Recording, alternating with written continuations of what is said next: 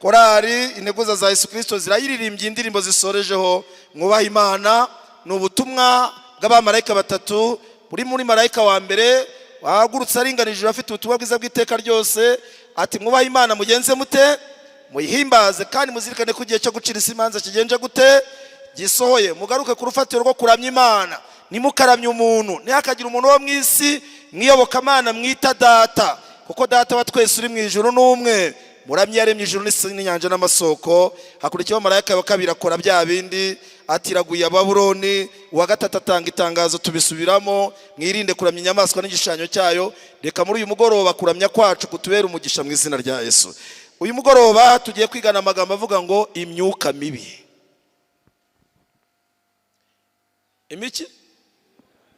Imiki duhaye ikaze abadukurikirana ku ikoranabuhanga. Imana namwe turabakiriye, Imana ibahe umugisha. Tugiye kwigana icyigisho kivuga ngo imyuka mibi. Wakwibaza uti kuki iki cyigisho ushobora kuba waranacyumvise hake hashoboka cyangwa se utaranacyumva, kuki uyu mubwiriza muri uyu mugoroba agiye kwigisha ku myuka mibi? Niba hari umwuka w'Imana bivuze ngo hari n'umwuka w'abadayimoni. Niba hari abamarayika bera b'Imana bafasha abazaraga ubwami kugira ngo babarindire umutekano, hari n'abadayimoni biteguye kubuza umutekano abana b'Imana. Muri iki cyigisho ndakurarikira kugikurikira kuko Imana iri buduhishuriremo byinshi. Mbere yuko dutangira dusoma ijambo ry'Imana nk'uko bisanzwe, mureke duce bugufi dusenga Imana. Data wa twese, umuremyi w'ijuru n'isi n'inyanja n'amasoko, icyubahiro no gushimwa no guhimbazwa bibi byawe iteka ryose. Wa mwanya waduhaye muri uyu mugoroba wo kongera kurambura ibyanditswe byera mu ijambo ryawe, umwanya urongeye urageze. Tubivuga kenshi tubisubiramo kenshi, iri jambo ryawe ringanya nawe ubwawe ububasha, kuko kubaryizera rirakiza, kubaryizera rirahindura, kubaryizera rirabahaga, kubaryizera ricengeraho inkoni zitagera ngo zihindure. Turi abagabo n'abagore bo kubihamya, kandi ndagushimira ko inkoni 300 zananiwe kumpindura, ijambo ryawe rihageze ryarahinduye. Urumogi rwananiwe kumvamo, ijambo ryawe rihageze rwarunkuyemo. Ibiki byose byari bigoranye bya bindi Imana wankuyemo, ndi umugabo wo kubihamya ntagiye mu Isiraheli, ndi umugabo wo guhamiriza mu Rwanda ko ijambo ryawe rifite imbaraga yo guhindura. Tugushimiye ijambo ryawe waduhaye. Wa mwanya wo kurisoma urongeye urageze. Mwuka wera waduhaye nk'umufasha arituyoboremo. Ku musozo w'iyi gahunda Imana ihabwe icyubahiro, abana bayo bahabwe umugisha, badayimoni batsindwe muri twe, ubirukane nk'uko wabikoze kera, kugira mwuka w'Imana abona hataha, roho nzima iture mu mubiri muzima. Mwuka wera agende asenye ibisa n'ingurube muri twe, asenye ibisa n'ibikeri muri twe bitagaragaza abanyabugugu, asenye ibisa n'ingurube bigaragaza kurya nta kwirinda abantu bakanywa ibyo Bibiliya yabuzanyije no kurya ibyo yabuzanyije, asenye inzoka nk'amagambo mabi aturuka mu mitima yacu ya kamere, asenye bya byuririzi byose by'abadayimoni biza kudutera kuko atakubaha, ahubwo mwuka w'Imana yongera ganze atubere umuyobozi azatugeze ku gakiza ku bwa Yesu umukiza wacu. Imyuka mibi. Ndagira ngo babwire muri uyu mugoroba ko ijambo ry'Imana ntacyo ryasize ritatubwiye. Wakwibaza ikibazo ukibaza uti mbese imyuka mibi koko ibaho? Mbese koko imyuka mibi birashoboka cyangwa n'ibintu abantu bihangisha? Ijambo ry'Imana ritubwira neza ko imyuka mibi ariyo abadayimoni Bibiliya ivuga iriho, kandi ko ikora mu buryo butandukanye, harimo no kuyobya abantu ndetse n'abari mu madini nk'uko Bibiliya ibyemeza. Iyo myuka mibi ntabwo iriho gusa ngo itere abantu uburwayi runaka gusa, usanga bamwe barwaye uburwayi bw'abadayimoni no kwiruka no kubohwa bitewe n'ubwo burwayi bwabaye akarande, indera bakagerageza bikabananira. Ntabwo ari ikimyuka mibi gusa ikora, ahubwo turaza kwinjira ahantu h'ingenzi, kuko Bibiliya itwereka ko iyo myuka mibi ikorera no mu bitwa ko bayoboye iyobokamana. Biratangaje kumva umuntu ashobora gushinga idini, ariko iryo dini rikaba riyobowe n'abaki, n'abadayimoni, rikaba riyobowe n'imyuka mibi.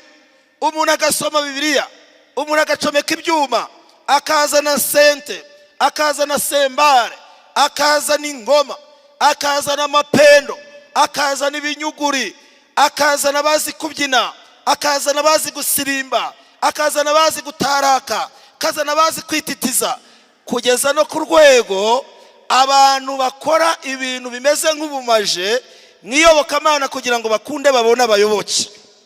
Uyu munsi wa none uvuye ku myuka mibi yihanze mu bitwa abapfumu n'abashitsi. Abapfumu bamaze iby'abantu.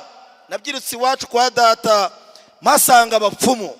Hari inzu y'abakurambere yabaga mu gikare, imbere hari inzu imwe, inyuma hari inzu y'amabati, inyuma y'iyo nzu y'amabati hari inzu yitwa y'abakurambere y'utwatsi. Ndabyibuka jenoside iba yakorewe abatutsi mu Rwanda, iwacu hakongotse bahatwitse. Abantu baragiye baravuga ngo yewe ngo nta kidashya na ya mana yo kwa Mashabari yahiye, kubera ko aho inyuma bahakoreraga imihango nyine ya kipagane yabo yo kuterekera y'abakurambere. Aho nabonaga ikibindi cyahoraga ku ruhimbi kirimo amarwa y'abakurambere, nkabona agacuma kahoragamo urwago rw'abakurambere. Narabibabwiye simbigarukaho. Hari icumu n'ingabo, hari igisenge cy'abakurambere. Nta wakoraga mu bitoki ngo babyenge batarazana akamara amasenge ngo bamurikire abakurambere. Nta waryaga ku nyama zatetswe batarazana inyama ngo babanze bashyire abakurambere. Urwago rwarashyaga iwacu, hahoraga inzoga mu cyumweru bakavunura inshuro zigera nko kuri 3 cyangwa 2. Nta rwago rwashoboraga gushyirwa mu nzu ngo abantu banywe batarashyira mu gacuma k'abakurambere. Iyashaje barayimenaga bagashyiramo inshyashya. Nuko byari bimeze. Abantu bakajya baza ari abapfumu, bakaza bakaragura mama, bagakora ibyo bitaga kurumika. Bakamurumika, bagakata inzembe, bakazana icyitwaga ihembe ry'intama, bakaricomeka kuri we. Nuko bakajya bashyiraho n'umunwa bakarumika. Abantu umenye batari bakamenya ko na sida iriho, bagashyiraho amenyo. Umupfumu agashyiraho akavuga ibigambo, agatongera, agasiga imiti, akazunguza ibinyugura, akagira ate yirabye ibintu bimeze nk'ingwa. Yarangiza ati nta kindi babaziza, babaziza umutunzi mufite, barabaziza imivure muhora mwenga. Ati dore n'ikimenyimenyi, dore harimo ibihato, bagushyizemo ibihato. Bagashakisha. Kumva umupfumu afite ubwenge. Abanyarwanda barabahanga, baravuze ngo burya iby'abapfu biribwa n'abaki, biribwa n'abapfumu. Umupfumu akaza akajundika icyitwa ubuzindu. Ubuzindu murabuzi? Ubuzindu ni ibintu byaboze, aho batemye igitoki, icyo bita igihandahanda ku banyarwanda bo hambere murabizi, cyangwa baturiye intoki, kikabora. Cyamara kubora agakuramo bya bindi byaboze, nibyo twita ubuzindu. Ibyo twabihangishaga amato iwacu ku Kivu.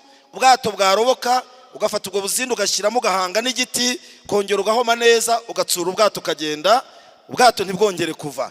Ibyo twabihomeshaga ibibindi, aho habaga hari ikibazo, kibindi cyamenetse ari kinini, ntihaboneke ubundi buryo, bagashaka ubuzindu rwose, bakabutunganya neza, bakabushyiramo, bagahoma bikamera neza, bagaterekamo amazi. Niko byagendaga. Umupfumu agafata bwa buzindu, muri kubwumva ubuzindu noneho, akabufata akabujundika mu kanwa, agafata urwembe akajya kuri Nyiramapori, akarasagura, bitaga ngo nukurasaga. Yamara kumukebagura ku mubiri, agashyiraho rya hembe, akavuga imitongero n'amagambo nyine yinda. Yarangiza agashyiraho umunwa. Nabaga ndeba, burya ngo uyibahetse abayigisha uwahe, ko natinze mu nda ya Nyiramapori nkamaramo amezi 30 hejuru ya bya bindi byose. Nanavutse nakurikiranaga akantu kose muri urwo rugo. Navuga ngo mu mvugo y'abikige baravuga ngo umuntu ni ishumi y'undi. Nyiramapori yari ishumi yanjye. Twatandukanye tuvuye muri stade mu Mirambo 2013. Abadayimoni baramwica, nabwo mufashe igikoyi ndi kumwirukaho, tugendana. Ntago twapfuka gutandukana. Nuko nkareba nkitegereza, umupfumu akaza agashyiraho umunwa, agashyiraho amenyo, akanyunyuza. Ati uko amushinga amenyo, mama agataka cyane, ati hangane kigiye kuvamo. Ati dore bashyizemo ubuzindu, dore nibwo bwakubabazaga, byivanze n'ibihato. Kumva umupfumu mu kanwa ke yashyizemo amabango y'igiti matoya, utubango tw'igiti. Yarangiza agashundika bwa buzindu, uko anyunyuza amaraso ya mama bikivanga na bwa buzindu, akabicira ku rujyo. Ati dore ibyo bakurose. agafata igiti akajya agaragura ati dore ibi ni ibihato, ni ya mabango y'ibiti, ati nibyo byakuryaga. Aho mama rwose nibyo byari byaranyishe nibyo byari byaranyishe, dore byazamukaga bikaza, kumbi ni za rubaga impande abantu barwaye, ni imitsi abantu barwaye. Nuko mama bya biti bamusize byamuha agahenge, ati bari banyishe bari bampitanye. Reka mbabwire, abanyarwanda bo barabahanga, baravuze ngo iby'abapfu biribwa, ariko Bibiliya ntabwo yigize yirengagiza kuvuga ko abapfumu bariho. Nubwo ari abesikoro byagaruka mu bitwa abanyamadini, ubu maje mu banyamadini buteye ubwoba. Umuntu arashinga idini, yamara gutegura bya byuma byose navugaga, agashaka abantu bazakorana uwo mutwe, akababwira ati wowe tuzajya tujya mu materaniro, ugende unyunyutsa akaboko. Ubu hari ukuntu nakuramo iri kote, nkazamura akaboko kanjye nkagatera muri iri kote imbere, kagahita kamera nk'akajorite, kandi rikora ry'akaboko rikagenda ryizunguza. Nta mwanya mfite ngo mbikore, nabikora. Akaboko agashyira hano ku rutugu, hano iri kote rigasigara rigenda ryizunguza, akabikora byombi. Umuntu akajya agenda ubona amaboko ntayagenje gute, ati umundeba amaboko yanjye yafatanye n'intugu yaranyunyutse, cyangwa agasiga n'udutoki hano akajya agenda atugira gutya, agaragariza abantu ko yaremaye. Abandi bakaza bakabaha utugare, bakigira ababana n'ubumuga bakicara mu tugare, hakaza abandi babasunika babazana mu materaniro. Abandi bakigira amakajoriti, bakagenda bacumbagira n'imbago, bakaza mu materaniro. Abandi bakigira ababana n'ubumuga bwo kutabona. Umuntu akigira impumyi, ariko akajya acishamo agahunyeza gatoya, bakamurandata, bakamuzana, iryo tsinda akaritegura neza. Ndabizi kuko bimwe nabibayemo. Yamara gutegura iryo tsinda, akavuga ati igihe kiragera cyo gukora ibitangaza, bakaririmba, bakabyina, bakasirimba, ibintu bigakomera. Igihe cy'ibitangaza kikagera, mwigeze mubona aho umuntu ajya gukora ibitangaza akabwira televiziyo ngo nimuze murebe aho Yesu yakoraga ibitangaza, abo yakizaga. Iyo nkuru bayibwiraga abandi, bakagenza gute, bakamukurikira. Ibintu byagiye kugaragaza ngo nimurebe ibitangaza, turazura abantu bakamera nk'abafashwe n'igicuri, ukabona baratigise. Iriya ni publicité satanique kugira ngo Satani ayobye n'intore niba bishoboka. Barangiza igihe kikagera, reka nihute ndwane n'imiro, bakakubita ibinyugura, abantu bakabyiina bagasirimba, baragize ati isaha y'ibitangaza irageze. Haleluya. Indimi zitamenyekana zikavugwa, yakatisti yetu saradisa. Uwiteka aravuze ngo yetu darashide. Uwiteka aravuze ngo ibitangaza birakoreka, yetu marasata. Uwiteka aravuze ngo Satani atsindwe. Izo ndimi hari ahantu mwigize musiga mu isi. Byarangiza ubwo ko batutubikanye, umuntu yakanuye amaso, arenda kumushira mu mutwe, ati saha ibitangaza irakomeye, irageze. Ati hari uwo nabonye hano waje abana n'ubumuga butabona, Imana ivuze yuko igiye kugukiza mu izina rya Yesu. Umugore wabuze urubyaro, Imana igiye kugukiza mu izina rya Yesu. Hakaza abagore batanga ubuhamya, ari abakozi ba Satani, ntabwo narabuze urubyaro, bakaza bakavuga ibintu bigakomera. Maze isaha y'ibitangaza yagera, ukabona wa undi bazanye nk'ubumuga bwo kutabona, bagasenga mu buryo bwa Satani buteye ubwoba, agakora ku maso, ati ndagutegetse mu izina rya Yesu, kira abadayimoni mu izina rya. Ariko njye murabona ntabishobora, narishinze nabagurutsa. Imana izandinde uwo muvumo, kuko abantu bazabona ingorane ziturutse mu kwiyoberanya. Yarangiza ukabivuze ukabikora, ati uri kumva bimeze bitatu, ndi kumva hari ikiri gukoreka, ati imbaraga ndumva nimo. Mukanya uwo yigeze impumya akareba, ati ndi kubona ndi kure, ati reba hejuru, ati uri kubona iki, ati ndabona ibisa n'ibiti bigenda, ati uri kubona iki, ati ndabona urusengero rusa n'urugenda. Akongera agasenga, ati humuka. Mukanya gatoya umuntu agahita agaragara ko ahumutse. Wari mu kagare nuko igara akabara ritaye, wari mu mbaga akabara zijugunye, publicité igafatwa, amakamera, maze abanyantege nkeya n'abadafite kwizera kwa Bibiliya bakongera bakabahomboka inyuma.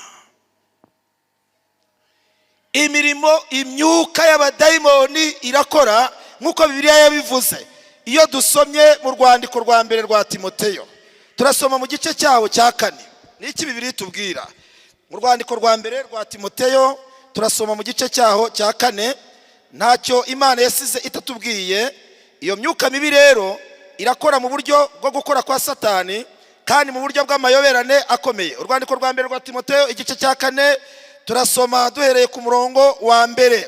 Haravuga ngo ubuhakanyi bwo mu minsi y'iki, abageze muri Bibiliya, ubuhakanyi bwo mu minsi y'iki imeruka. Umurongo wa mbere, ariko umwuka avuga yeruye ati mu bihe bizagenza gute abasoma, mu bihe bizaza bamwe bazagwa bave mu bigenje gute, mu byizerwa, bazita ku myuka igenza itabasoma, ku myuka igenza ite, iyobya n'inyigisho z'abaki, z'abadayimoni. Umurongo wa 5 wa 2, bazaba bayobejwe n'uburyarya bw'abigisha babaki, abari gusoma, bw'abanyabinyoma, bazaba bafite inkovu z'ibyaha mu mitima yabo nk'iz'ubushye. Umurongo wa 3, bazabuza bamwe kurongorana.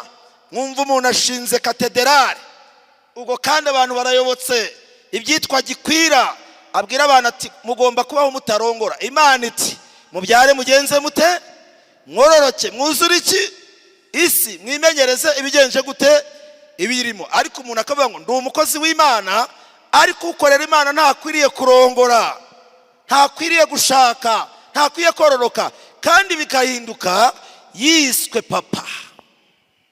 Abo turi kujyana reka mbare, Imana ibaha umugisha.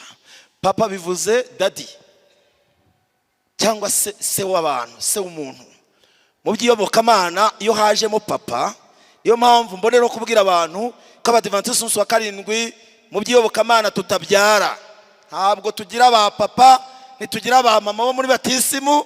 Ibyo bintu ntabwo ari ibyacu. Cyakoze ushobora kugira inshuti igufasha mu by'umwuka, ababyumvise mutamena. Ariko ntitubyara muri batisimu, nta batisimu tubyara m'abantu. Yesu yaravuze ati nagira umuntu wo mu isi n'umwe. Aharya yavugaga ni mwiyobokamana, mwita inde, data, kuko data n'umwe ni data wa twese. Urihe? Uri mu ijuru. Aho ni mu by'umwuka. Mu by'umubiri abagifite ababyeyi mujye mubita ba papa, ntacyo bitwaye, aho ni mu mubiri. Ariko icyo Yesu yavugaga hano ni mu mwuka. Mu by'umwuka kwita umuntu ngo ni papa wanje, icyo ntabwo ari cyo, kuko data n'umwe. Mu buryo bw'umwuka ninde? Ni Imana umuremyi ushobora byose, waremye ijuru n'isi n'inyanja n'iki n'amasoko. Umuntu yamara kubuza abantu kurongora, ntimukarongore, hakaba abakozi bakora uwo murimo, batamba ibitambo, basenga, abiyeguriye, bitwa abiyeguriye Imana, ariko akazana ako kantu ngo ntabwo mukwiye kurongora. Daniel yari yarahanuye iby'uyu muhanuzi w'ibinyoma. Muri Daniel igice cya 11 aravuga ngo uwo muhanuzi w'ibinyoma ntazita ku mana za basekuruza bamubanjirije basengaga Imana y'ukuri, azita ku mana z'icyo basomye Bibiliya, ku mana z'ibihome, azita ku mana z'ibigirwamana. Ngo kandi uwo muhanuzi azabuzanya kurongora. Ngiyi impamvu muri Bibiliya imwe ndavuze yitwa intagatifu bahakana umuhanuzi Daniel, bakavuga ngo Daniel ntiyabayeho. Nuko Daniel ahishura ibinyoma ry'iryo yobokamana. Mu gice cya 2 agaragaza ko ingoma zose zizavaho, hakima ubwami butazahanguka. Ngiyi impamvu banga Daniel. Gice cya 7 Daniel ahishura iby'inyamaswa enye zihagarariye ubwami bune, kandi ubwo bwami bukazarangira. Ngiyi impamvu banga Daniel. Daniel agahishura nanone ibijyanye n'ubutumwa bw'abamarayika, ibijyanye n'uwo muhanuzi w'ibinyoma, uburyo azabuza abantu kurongora asenga imana z'ibihome. Ibyo Daniel ahishura byose baranditse ngo Daniel si umuhanuzi nk'abandi, ntiyigisha, nta n'impanuro atanga mu izina ry'Imana. Daniel babamukuyeho. Yesu ati muri Matayo 24, mwirinde hatagira umuntu ugenza ute, ubayobya, kuko abahanuzi benshi b'ibinyoma bazagenza gute, bazaduka kandi bazayobya benshi. Ngiyi impamvu Yesu abivuga hakibona, avuga ati mwirinde, anyuze muri Paulo byandikiye Timoteyo. Abo bahanuzi batandukanye bazaza, bamwe bari muri uwo murongo, abandi baza bafite iyobokamana runaka, ariko ikimenyetso aba bahanuzi Bibiliya yavuze, abo bamwe bazaba babuzanya no kugenza gute basoma, bazabuza kurongora, kugira ngo abizera bagenze gute, batamenya ukuri, ngo bazabuza kugenza gute. Ku murongo wa 3 bazabuza kurongorana, kandi baziririza ibyo kurya byaremwe, ngo biriwe bishima. Aho naho haza urwitwazo rw'abantu. Ariko nanone nagira ngo tuzirikane neza ko twabonye hagati y'ibyo kurya n'ibyo kunywa Imana yashyize mu rubibi igaragaza ibikwiye kuribwa n'ibidakwiye kugenza gute kuribwa. Abahanuzi b'ibinyoma basenga imyuka mibi bariho, imyuka mibi yahozeho kandi n'uyu munsi iriho. Yesu yagiye akora ibitangaza byo kwirukana abadayimoni. Iyo dusomye muri Mariko igice cya mbere umurongo wa 23, Yesu yirukanye abadayimoni kugera ku murongo wa 26. Iyo dusomye muri Luka 8 umurongo wa 2, Yesu yirukanye abadayimoni. None ndibaza muri uyu mugoroba, umuntu yamenya itandukanira te hagati y'abasenga Imana n'abasenga imyuka y'abadayimoni? Yesaya igice cyaho cya 8, Yesu yavuze amagambo akomeye aho tugomba kumenyera abahanuzi b'ukuri n'abahanuzi b'ibinyoma bayobowe n'imyuka ya Satani. Yesaya igice cya 8 turasoma ku murongo waho wa 19.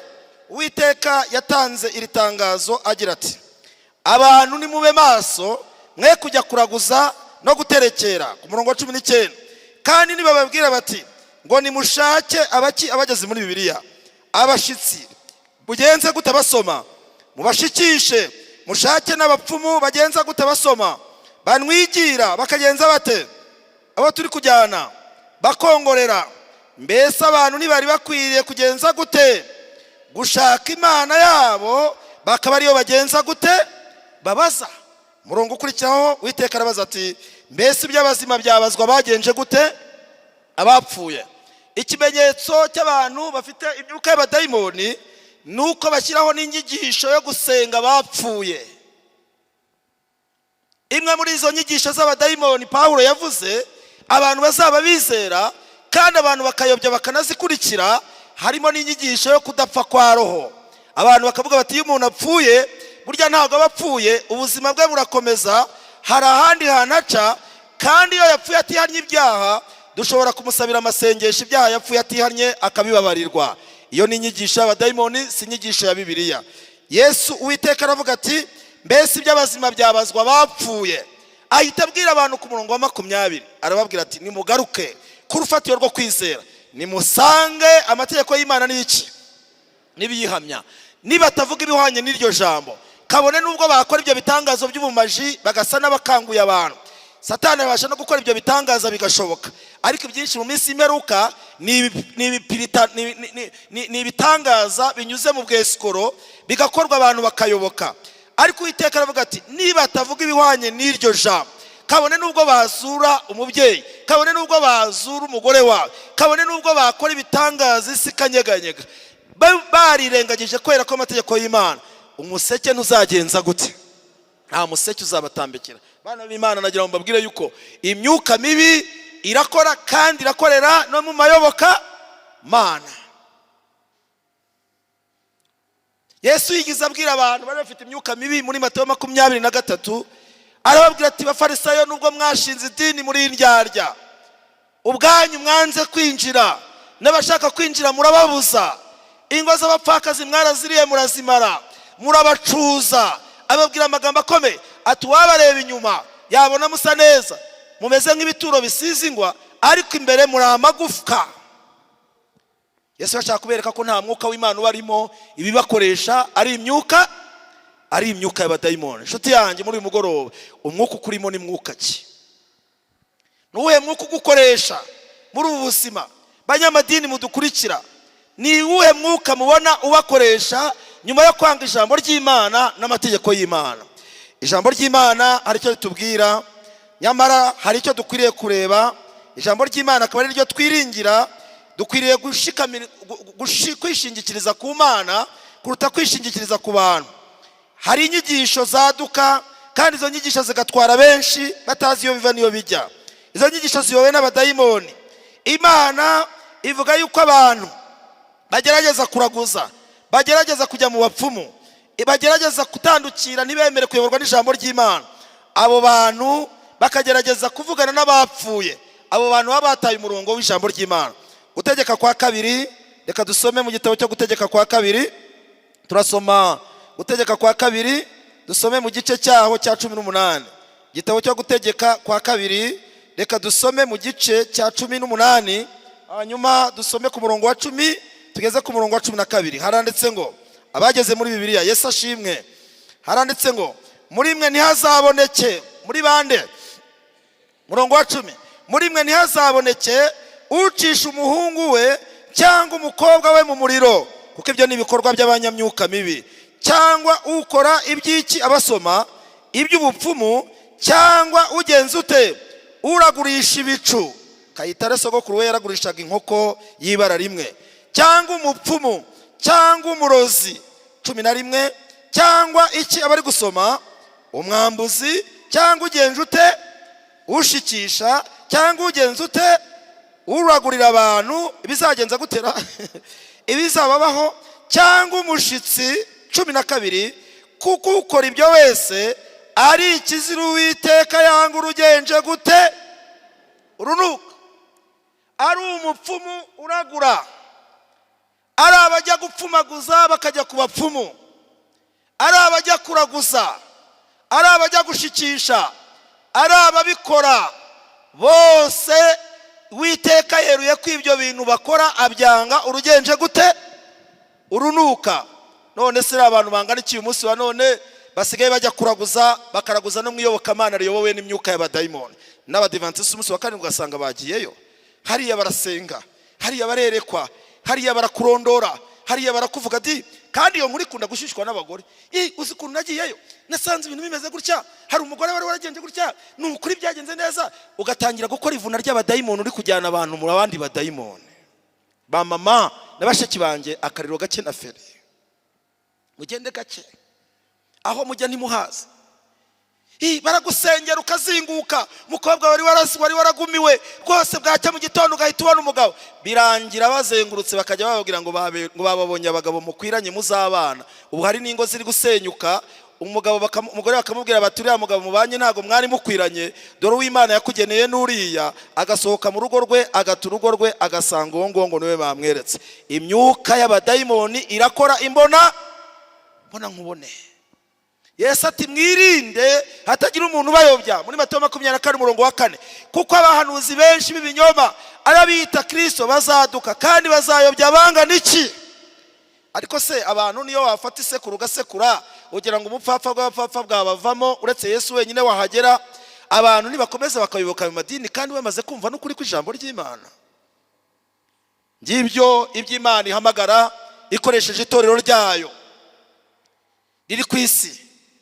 Tudatinya kuvuga ari ryo torero ryasigaye rikomeza amategeko y'Imana. Bibiliya itubwira mu Byahisho 12 umurongo wa 17 ari ryo torero ry'Abadivantisi umunsi wa karindwi. Nubwo harimo abanyantege nkeya, hakaba harimo abaguye, abo ni abarwayi bari kwa muganga. Ntibivuze ko ibitaro bifite ikibazo, igifite ikibazo ni abarwayi baje ku bitaro, kandi nibitonda bakemera guhabwa imiti, nyiri bitaro niwe Kristo, dogiteri muzima azabakiza.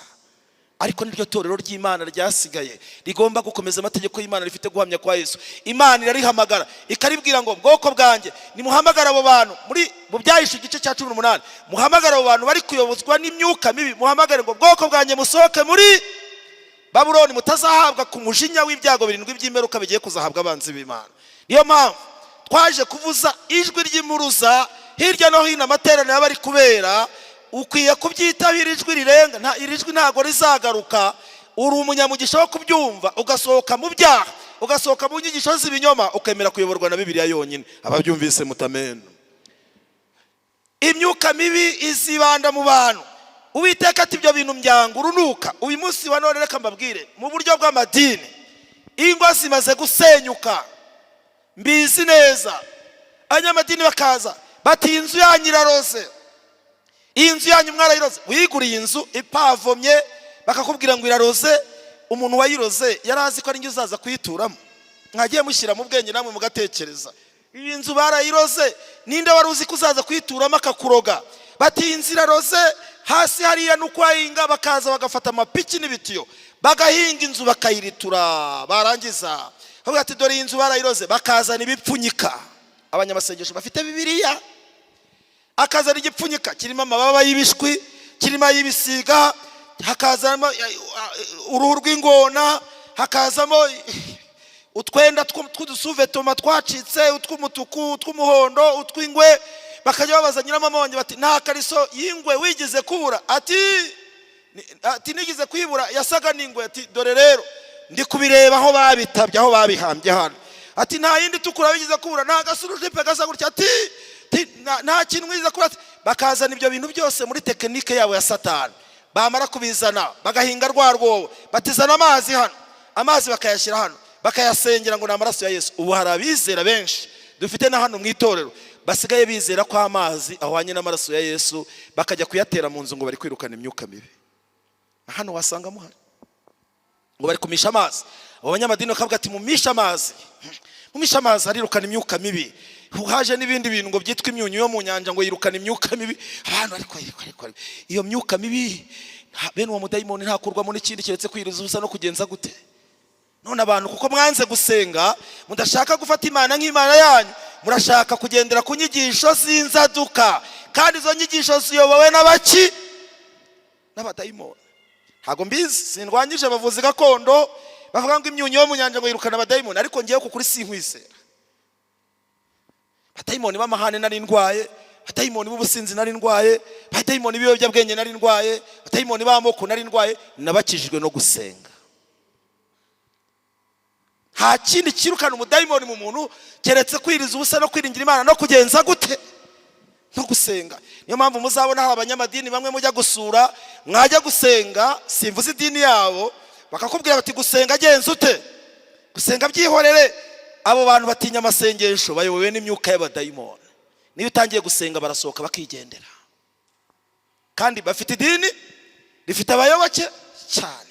Abadayimoni bateye mu buryo butandukanye, bakaza n'abo bandi b'ibitangaza bitwa ngo basukiwe mu mwuka wera, bagahinga inzu bakayitigisa, barangiza bakazana amazi bakayasenga. Bya bikabyo byo gusenga, reka ne kubitindamo ntaza gutuma tutinda mu rusengero.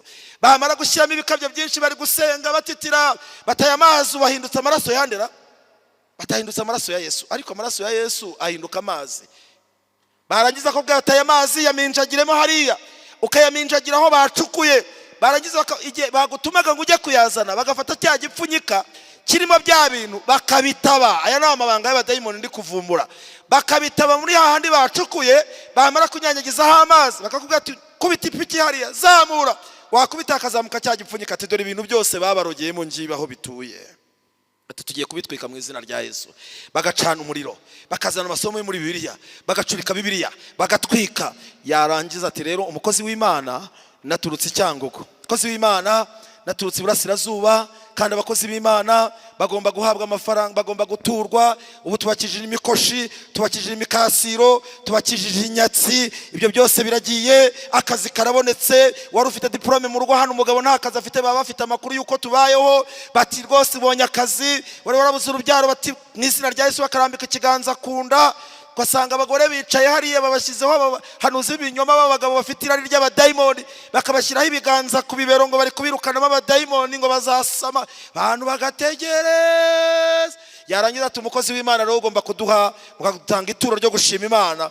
Bakakwaka 500 bitewe n'urwego uriho, 300, 200, 100, 500, miliyoni, 10. Hari n'abagore batanga imodoka z'abagabo babona ko ntacyo abagabo bagasanga zagiye. Uwiteka ati mwirinde kuko mu minsi y'imperuka hazatera inyigisho z'abaki? Z'abadayimoni. Barangiza ibintu bagacuza abantu ibintu byabo bakabijyana, kandi bitwaje iyobokamana. Reka mbabwire bana b'Imana, dukwiye kugaruka ku rufatiro rw'ijambo ry'Imana ko ryo rituyobora, kuko imyuka y'abadayimoni yaje mu buryo bwo gukora kwa Satani gutangaje. Bibiliya itwereka neza yuko abo bantu b'abanyamadini bazaza mu buryo bwo gukora kwa Satani. Tubisoma mu rwandiko rwa mbere rw'Abatesalonike, niho dusoma mu rwandiko rwa mbere rw'Abatesalonike, rwa kabiri rw'Abatesalonike igice cya 2. Turasoma ku murongo waho wa 3 n'uwa 4, muraza kuhasoma. Haravuga ngo abanyabyaha bazagerageza kwicara mu rusengero, cyangwa uwitwa Antikristo, uwitwa ko ari mu cyimbo cy'Imana, azagerageza kugaragara mu rusengero, ariko azaba ayobowe n'imyuka y'abadayimoni. Iyo dusomye mu Byahishuwe igice cya 16 ku murongo wa 13 ugakomeza kugera ku 14, hatubwira ko hari imyuka iva mu kanwa k'ikiyoka n'inyamaswa, imyuka ituruka kuri Satani n'ituruka mu bahanuzi b'ibinyoma, ndetse no mu nyamaswa no mu butegetsi bwo kwisi bwanze Imana bwitwikirije iyobokamana. Iyo myuka akaba ari iyoboye abantu bari kwisi banze ijambo ry'Imana. nshuti y'Imana, muri uyu mugoroba ndagusabira cyane ngo Imana ikwirukanemo iyo myuka mibi, ugaruke ku rufatiro rw'ijambo ry'Imana, usanga amategeko y'Imana nibiyihamya. Haleluya. Uko byamera kose abantu nibavuga ibyo bashatse, nta museke buzabatamba, bazaririmba ijuru, bazabwiriza ijuru, bazagwiza inyungu z'amadini, ariko ijuru rizaba rikingiranywe imbere yabo. Ndakugira inama ngo uyu munsi ucyumva ijwi ry'Imana wemere kuyoborwa n'Umwuka Wera. Ndagira ngo nganaho ingenzi mbabwira ko Imana yerekanye hakiri kare. Hari ikibazo nshaka kwibaza namwe mbabaza, ni iki gikwiriye abashyitsi n'abapfumu? Ni iki kibakwiriye? Bibiliya yagiye ivuga igikwiriye abashyitsi n'abapfumu. Iyo dusomye mu Balewi igice cyaho ni igice cya 20, dusoma ku murongo waho wa 7, haravuga ngo abo bapfumu bakwiriye kwicwa. Reka ntangira itangazo, ntabwo mvuze yuko abapfumu n'abashyitsi n'abarozi, murabisoma mu ijambo ry'Imana, bakwiye kwicwa. Muri iki gihe turimo Yesu yaraje nawe akeneye kubakiza. Abo muturanye nabo ntimukabagirire nabi, mubasengere. Ariko Imana yari yarashyizeho itegeko mu gihe cya kera yuko umupfumu, umushitsi, umurozi, aho bazajya bamubona ibimenyetso bikamuhama, bazajya bagenza gute? Bamwica. Bamuteye iki? Abageze muri Bibiliya bamuteye iki? Abageze muri Bibiliya Abalewi 20 umurongo wa 27, hari wahageze, haranditse ngo iki? Ninde wahageze?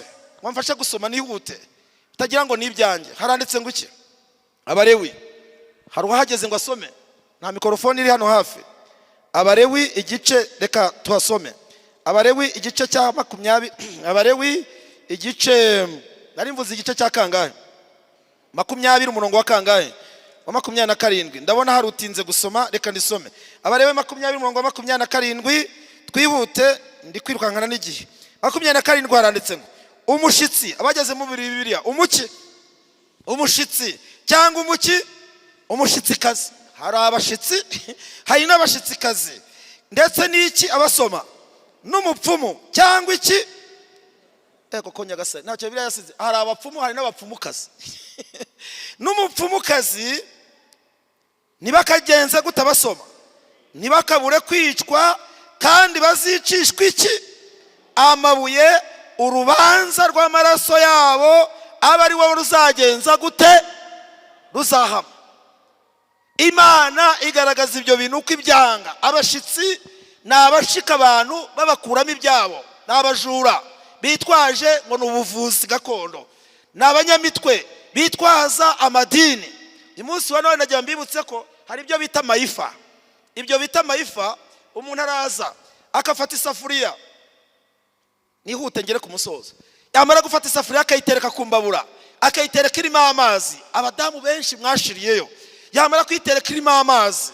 Aba bapfumu nubwo batangiraho imbaraga, ariko ndi kumena amabanga yabo, ariko bambonye banciye urwaho bamitana, ariko ntago banshobora, ndi mu bwishingizi bwa Yesu. Bagafata imbabura akayitereka ku mashyiga, agacanira irimo amazi, akakwereka ati urabona aya mazi hari ikintu kirimo? Uti nta kintu kirimo. Amazi akaba yera de. Agafata umufuniko akagenda akaba yawukozeho ibintu bikurikira ngiye kubabwira. Abenshi murasanga mwarahaguye. Agafata umufuniko wa yasafuriya agatonyangirizaho buji, agashyiraho iminyorogoto yapfuye, agashyiraho buji, iminyorogoto igafata ku mufuniko, agashyiraho imisatsi igafata, agashyiraho amababa y'inyoni bigafata, agashyiraho ibishwi bigafata, ay'inyamanza bigafata, ay'amatene bigafata, agashyiraho ibyo ashaka gushyiraho byose, yarangiza agatonyangizaho buje bigafata. Ahubwo ati ntureba aya mazi? Ati ndayareba.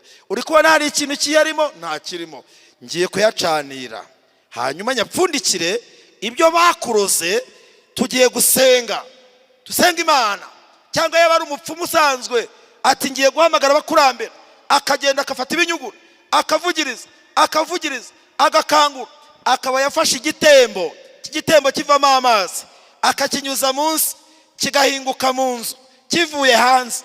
Hakaba hari undi uri buze kujya kuri cya gitembo inyuma hanze hari, uza kujwigira, akanwigira, akavuga amagambo bumvikanye agomba kuvuga. Nyigira ni ngewe n'abakurambere naturetse bonaka, ngewe tare bahora bagutera buri munsi, umugore w'agakarutuye hariya munsi y'urugo niwe wakuzengereje.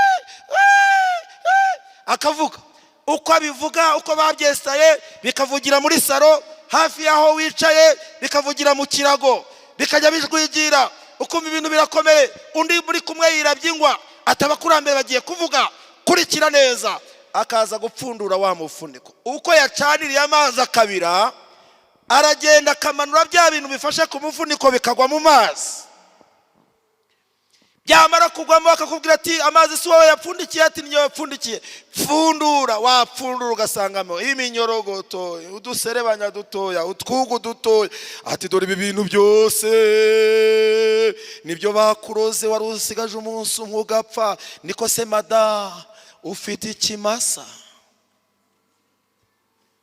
Rwose mubyeyi ntacyo ufite. Ubwo tangiye no kumukeza no kumuramya, rwose mubyeyi ntacyo ufite. Oyaga ko ahangaha ntago ibyo ngibyo bikora, waje gukinisha abakurambere barakwiyereka. Rero bakaba barekuye inzoka bamenyereje, bakarekura akanyamasyo. Ati abakurambere baje kugusura, umugore akaba arasimbuka ati nyamuneka, ati nutatunganya ibyo ugomba, ati nazanye 200 byonyine, atandi nzayazana. Ati ngaho yashira hasha, ariko nurebesha abakurambere uzabona ishyano. Bababikamo ubwoba, amasambu muragurisha, imitungo y'abagabo yanyu muragurisha, abagabo batagira umutima nabo baragurisha. Iby'abapfu biragenda, abadayimoni barabirya, bambaye ishusho y'iyobokamana bamwe, abandi bambaye ishusho y'ubupfumu, kandi ari ukuraguza.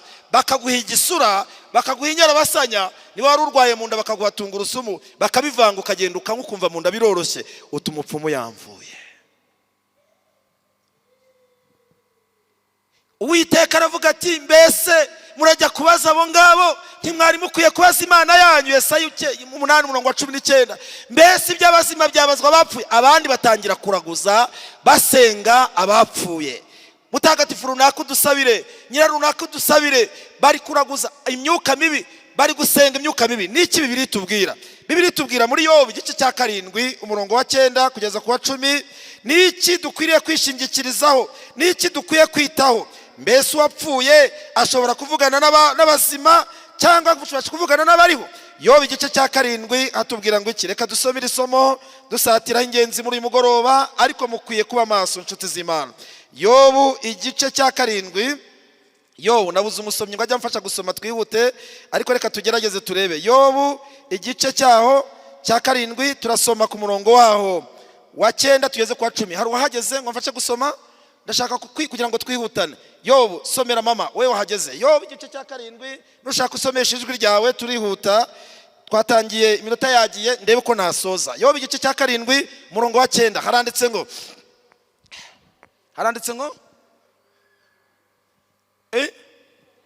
murongo wa 9 turageza ku wa 10 nyarutsa.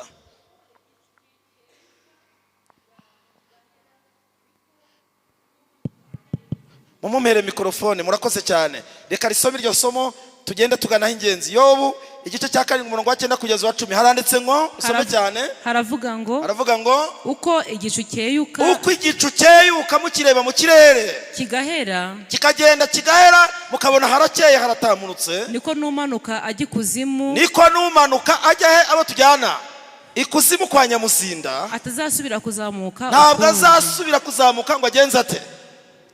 Soma. Ntazasubira kuzamuka ukundi, aho bamusize naho ngaho niho aguma, agategereza umuzuko w'abakiranutsi n'uw'abakiranirwa. 10. Ntazagaruka mu nzu ye ukundi. Aho turi kujyana muri Bibiliya, azagaruka, azaza kugutera ngo kanaka yaduteye, kanaka yaje. Iyo ni imyuka y'iterabwoba ry'abadayimoni, itsindwe mu izina rya Yesu. Nazagaruka ngo agaruke ku isi ukundi. Komeza. Naho yari atuye, ntazongera kumumenya. Ntabwo abazongera kugenza gute? Kuhamenya nabo ntibazamumenya. Bivuze iki rero? Ijambo ry'Imana ritweretse yuko bamwe basenga abapfu mu buryo bw'iyobokamana. Mutagatifu runaka udusabire, burya baba bari gusaba abapfuye, baba bari gusaba abazimu. Mu yandi magambo ni ugusenga iyobokamana ry'abadayimoni, kuko igihe kizaza abantu batazihanganira inyigisho nzima, ahubwo bazaba bashaka inyigisho z'abadayimoni, bazaba bashaka inyigisho zijyanye n'irari ryabo, birengagije Bibiliya. Muri uyu mugoroba mwifurije kuyoborwa na Bibiliya.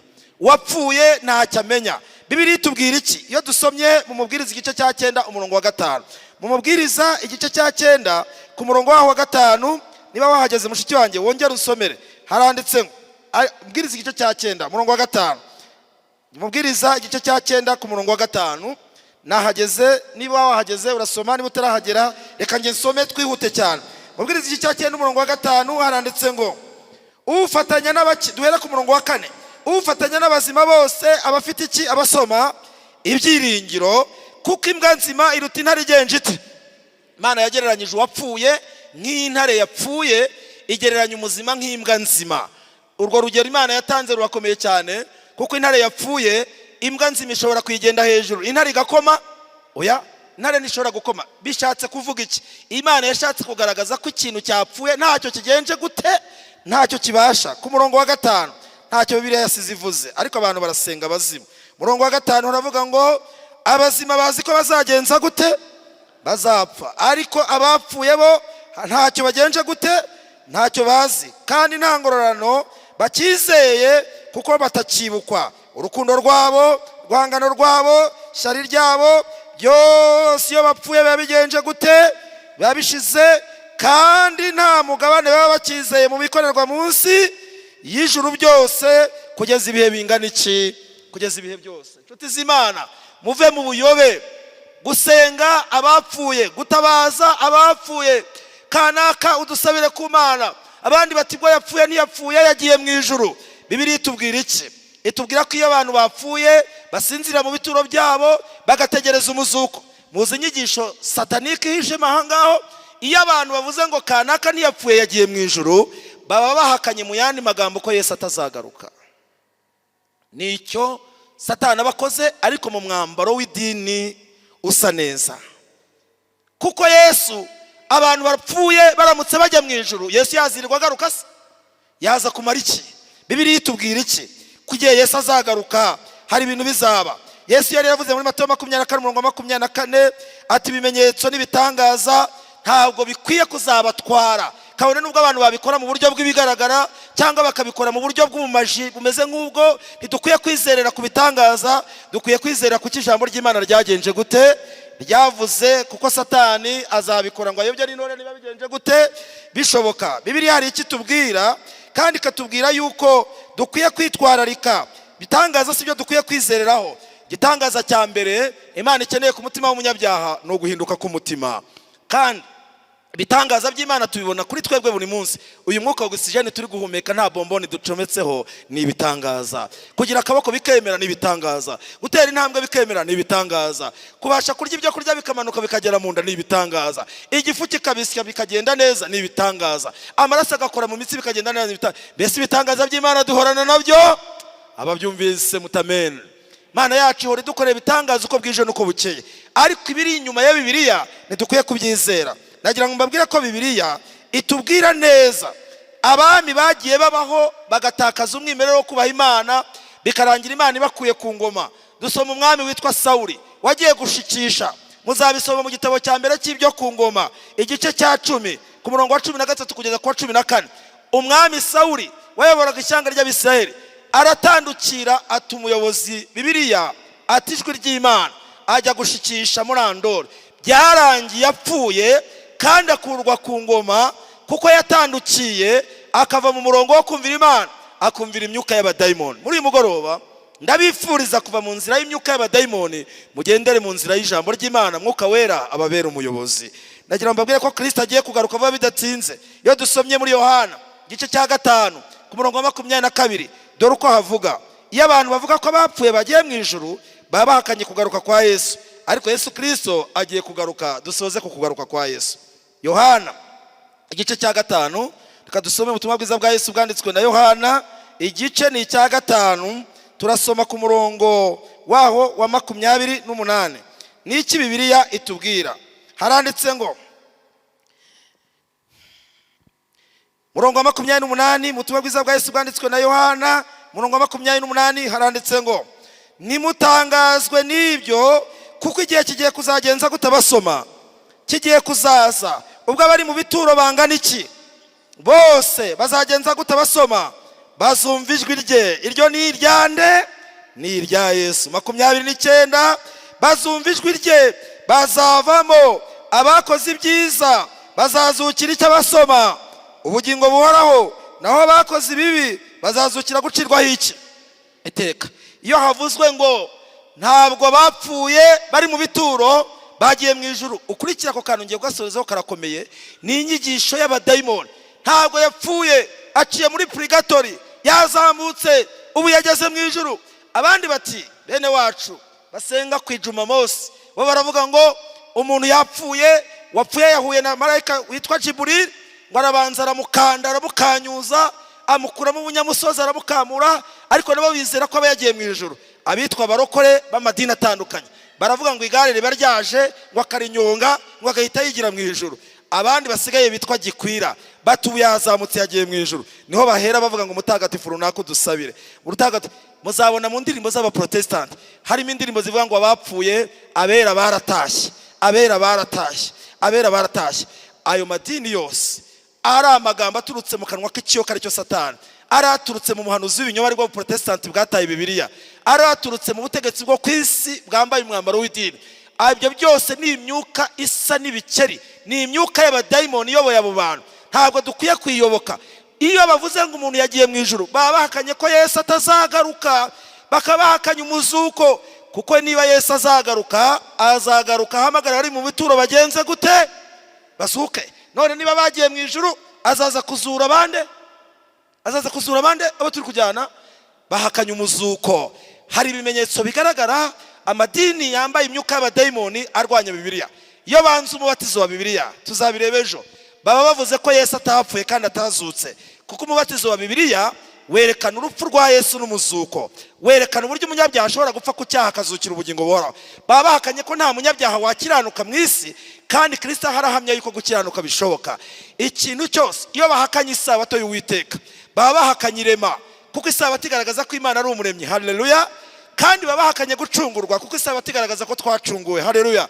Ibintu byose bigaragaza indangagaciro z'Imana, ubumana bw'Imana, babihakana bivuye inyuma bambaye umwambaro w'idini, ariko ari ukurwanya Imana mu buryo bwiyoberanyije. Turizera muri uyu mugoroba ko Yesu agiye kugaruka, kandi agiye kugaruka ari umwami w'abami. Abacu bapfuye urupfu rwatwaye n'ababyeyi bacu Yesu azabasura. Mu rwandiko rwa mbere rw'Abatesalonika igice cya 4 umurongo wa 13, Pawulo yandikiye Abatesalonika avuga ati mwitangazwa n'ibyo, kuko igihe kigiye kuzaza abapfuye bazava mu bituro, abapfiriye muri Kristo Yesu nibo bazabanza kugenza gute? Kuzuka. Pawulo ati natwe abariho tugenze gute?